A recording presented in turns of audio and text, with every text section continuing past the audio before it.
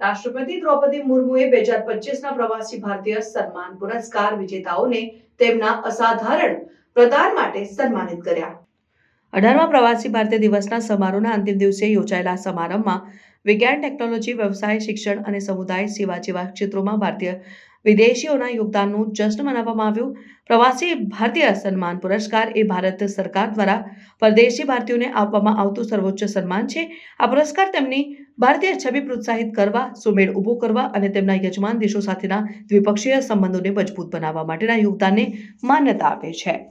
રાષ્ટ્રપતિ દ્રૌપદી મુર્મુએ સમારંભમાં પોતાની વાતમાં ભારપૂર્વક જણાવ્યું કે ભારતીય વિદેશીઓએ ભારતના વૈશ્વિક પ્રભાવને મજબૂત બનાવવા માટે મહત્વપૂર્ણ ભૂમિકા ભજવી છે અને તેમણે તેમના ક્ષેત્રમાં કરેલી સિદ્ધિઓ અને ભારતના વિકાસ માટેની તેમની નિષ્ઠાને બિરદાવી છે। આ વર્ષે પુરસ્કાર પામનારાઓમાં નવા પ્રવર્તકો, ઉદ્યોગ સાહસિકો, દાનશીલ વ્યક્તિઓ અને શિક્ષણકારોનો સમાવેશ થાય છે। તેમણે તેમના ક્ષેત્રમાં અતિ મહત્વપૂર્ણ પ્રભાવ પાડી છે અને તેમના યજમાન દેશો અને ભારત વચ્ચેના સંબંધોને મજબૂત કરવા માટેના તેમના પ્રયત્નો નોંધપાત્ર છે। વાર્ષિક રીતે આયોજિત પ્રવાસી ભારતીય દિવસનું સમારંભ ભારત અને તેના વિદેશી ભારતીયો વચ્ચેના સંબંધોને મજબૂત કરવા માટેનું પ્લેટફોર્મ પૂરું પાડે છે।